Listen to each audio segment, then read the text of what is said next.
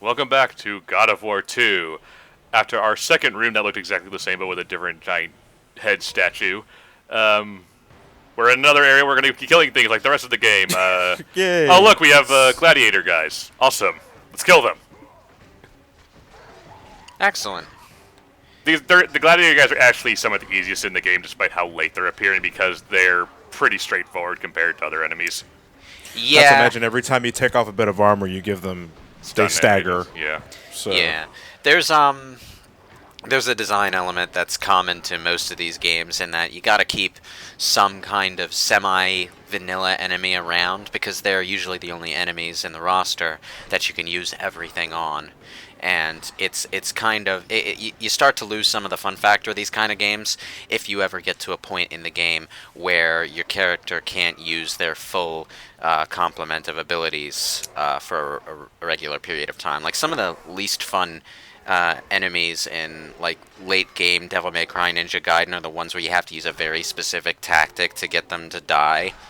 yeah. Especially, Or like in DMC, where you had to use a certain color-coded weapon just because the game told you to. Yeah. didn't they fix that in the definitive edition?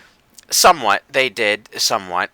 You need to use the correct color weapon to stagger and break combos, but you can still damage them with the rest of your weapons, which is an improvement, Okay. but it's still kind of annoying. Yeah. But at least they did something to mitigate it. But if they didn't fix it entirely, then there's still. Well, I an issue mean, there. there's a if it's a mechanic, then it taking it out of the game, like it does make the combat have less thought to it. Like to some extent, there needs to be a reason to use some weapons over others, and having specific enemies be weak to specific weapons makes sense. It's just a matter of how often you have to switch between That's one and the other. that's the thing. Weak to in the original DMC, you could not use anything not of the right color to hurt anything at the time. Yeah, if it was especially annoying because if you say accidentally use the wrong colored weapon on a specific enemy in a situation where you're fighting both colors at once, whenever you hit an enemy with the wrong colored weapon, it would recoil on you and stagger you. Oh, And- okay, yeah, that's annoying. That's annoying. Yeah, it got really bad at times, and I'm glad they changed that in the definitive version. And you can't just completely change a mechanic without overhauling the surrounding design, though. So I wasn't expecting them to fully revamp it.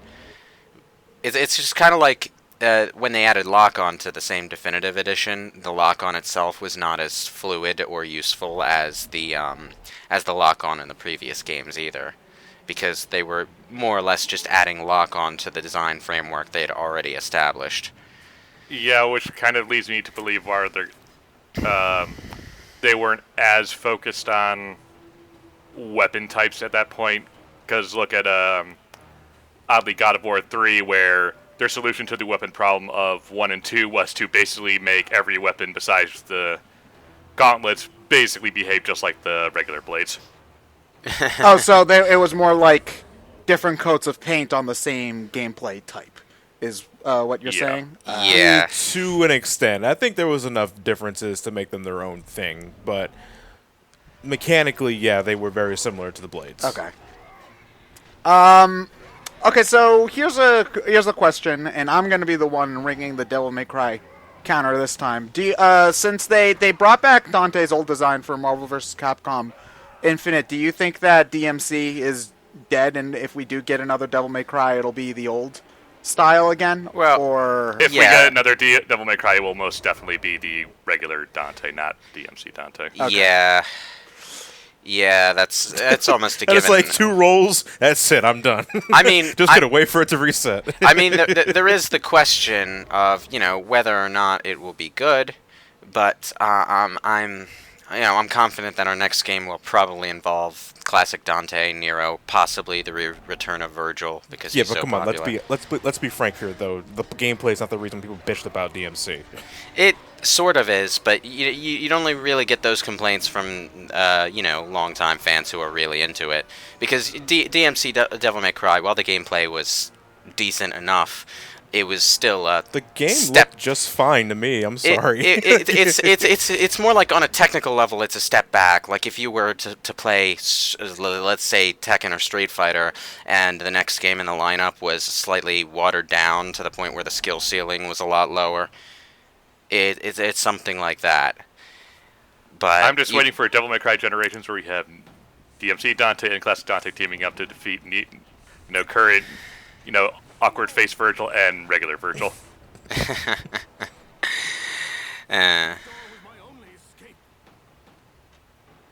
Oh, My only dear. escape, you can't just climb off the open roof. Why? Also, the Sisters of Fate are popular today. Why is Kratos being a douchebag to this guy? He's Well, I don't think he's actually not. He just happened to wander in here. Yeah. Like, didn't know that the guy was over here. And now this guy basically thinks Kratos is a test, so he's attacking us. So this is one of the rare times where Kratos is kind of in the right. No, I wouldn't say in the right, more at the wrong place at the wrong time. Well, that's what I mean. It's not his fault. So- This guy has to die. So who is this guy? Just a random adventurer? No, he has a name. I can't remember who it is. It's not important for us to know, I guess. Just We'll see his name when we get his shield. Oh, he can be invisible? Yeah, the trick is you're supposed to watch the footprints splash in the water. Oh, How look at, convenient there's water here. look at those late-gen PS2 graphics. Ah. This game looked good at the time. Yeah, Again, it did. how is there no way out? There are plenty of windows. Just climb out. Hey, you try climbing up a sheer wall, okay? Zelda makes it look easy, but it's actually, like, not really possible. There's literally an opening I don't remember right what the there. reason was. Like, the pillars that clearly lead to the outside. I think there's, like, a steep drop-off. Yeah, but still nothing stopping it from slowly, Yeah, carefully your climbing stamina down. wheel, Ryan. That shit doesn't recharge when you're on the wall. Okay? You just gotta find a little bit of it that's slightly sloped so that you can stand there very carefully until it recharges. Oh, yeah, that's Yeah. true. Good news, Link. I found an 89-degree angle. Close enough. Yep, you can stand on that. That works. If you can't stand in place, you can run in place for a bit. That recharges your stamina wheel for some reason. Yes, it does. Actually, that drop-off outside doesn't look all that steep at all. It's actually not. And we destroyed his magic helmet. Fuck your helmet. Magic helmet. I do enjoy boss battles that are kind of like you're on even footing with the enemy and fighting them man-to-man. This game does a good balance between standard-sized bosses and the big villains. Yeah. Yeah. Which Well, I I'm can Smaller appreciate. guys end up giving you the most shit most of the Yeah, time. it's, Yeah. it's weird, because, we're all known for Sonic here, but it seems like Sonic's one of the only franchises that can't really do that kind of fight well at all, actually. Well, to tell you the truth, it's just a problem with platformers in general not being all that great at fighting. I mean, unless that's a major gameplay mechanic like it is in Ratchet and Clank or maybe Jak and Daxter. But the mechanics... To at least be a bit fair to those crappy character fights in Sonic, it's more that most platformers are not very good at bosses in general. Yeah, but yeah. I guess the big thing is that character fights in Sonic have always felt lame. Like, okay, you're gonna take 3 hits, and they're gonna take 3 hits in 2 seconds and then die. Oh no. Oh no, oh no. Like, give me your best. Oh no. Oh no. If you're not beating Knuckles or Shadow or any of those in 30 seconds, you're doing it wrong. Or you're listening to the music. yeah, that's also true. I can see the final story bosses for Sonic Adventure 2 giving people a little bit of trouble, but that's about it. Oh no, those the second half fights for Sonic Adventure 2 take longer, but most of the time that's because either Knuckles or Rouge are hiding off screen and you can't find them. The Eggman and Tails fight is just like a crapshoot no matter what. Actually, the 4 True Story fight at the end of Sonic Adventure 2 is like the only decent Sonic character fight I can think of. And even then, I specify decent and not good. Okay. Yeah, decent. That's the best critique you can give. No, the generation. Well, I guess the generations fights are better. the Shadow one in Generations is actually good. Yeah. Yeah, that wasn't that far of a drop. No, he You could have climb made down it. that. He could have made that. Awesome, Jimmy, Yeah. text your It was shield. Perseus. Wait, that was fucking Perseus? Wow, he's a wimp. Damn, Perseus Yeah. is supposed to be badass. Oh. Well, we killed him, but there's a secret Easter egg that I have to go back and get now. See this little star thing on the ground? You have to get Kratos' apparently his left leg on it. I don't know how it distinguishes, or if it's just standing, but everything I looked up, it has to be specifically left leg. There's another star here you have to touch. And then you have to race against an invisible clock. The game doesn't tell you about this, of course. Well, because it's hidden. Yeah, but you have to go all the way to the center island. It's not that hard to do. It's just one of those, what makes you ever think to do this? It's more like you're never going to get the idea to do this unless you consult the guide. Yeah, Yep. so... Free orbs. Oh, okay, that's weird. Is there, like, a reason why all this stuff is here? I am become death. Now I am become death. The Destroyer of Worlds. The destroyer. Is that a reference So- to something? We have to. That is, we I have- can't remember the guy's name, but it was one of the guys who created the nuclear bomb. Oh. Said that. Okay. All right, so I know like the big question is what is the relevance of the quote in relation to God of War? I want to know who was skywriting that thing. And was it Hermes. Zeus with a jetpack? Who carries is Icarus. Icarus carries the sun across the No, sky. it's not Icarus, because Oh, no, we meet him later. Nah. No, Icarus. Obviously, Well- it was Crash Bandicoot with a jetpack. So there. Crash Bandicoot. Whoa. I am become Woah, Destroyer of Cortex. Destroyer of memes. Of Wumpus. Yeah.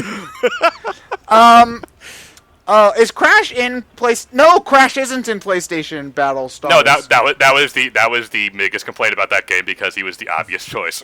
Yeah. Him and Spyro were not in that game, so Yeah. at that point it became a why did you even bother?